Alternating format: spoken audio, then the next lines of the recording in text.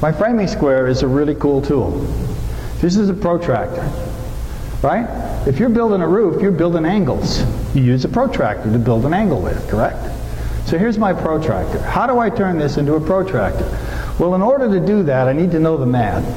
So you could take a scientific calculator and you could figure out tangent and cosine and all that other stuff, and probably some of our architects and engineers here could do that, but I can't math my way out of a paper bag. I really am not that good in mathematics, but what I am good is understanding what rise-run ratios will help me to do, and that's where the calculator comes in. Now, if you're not familiar with the Construction Master Calculator, they took all of that mathematics and they stuffed it into this calculator with a really neat interface. Now, they're a little pricey for a calculator, but what you can do, I just took my phone off. Any of you have an Android phone or an iPhone or an iPod Touch? There's an app that does exactly this. It looks just like it. So if you don't use it a lot and you have one of those phones, download the app for it and you'll get the same functionality that I have right here. So let's take a look at what I want to do. I want to draw a set of, essentially, if I look at this 15 degrees as a triangle, if I can get a rise-run ratio for 15 degrees, I can plot out a perfect 15-degree angle. So what do I know about my potential triangle that's going on in here? Well, let's take a look. Yeah, I know rise and a run. Well, no, I don't know rise. I know angle, I know pitch, and I know a run, a known run. So let's take a look at this here. Here's my framing square. If I take my framing square and I set that out, look at that. The bottom of my framing square is 24 inches. So there's a known value. I want to come from this point, I want to hit 15 degrees out here somewhere. So if I know the run and I know the pitch, I can figure out what the rise is. So let's do that really quick. Take your calculator, clear it.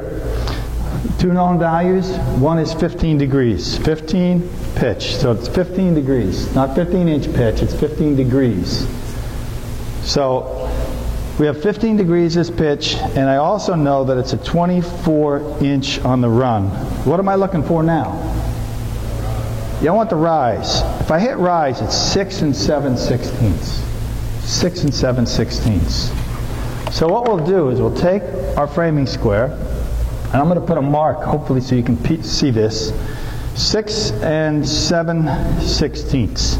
We'll put a mark there. Maybe you can pick that up on the camera.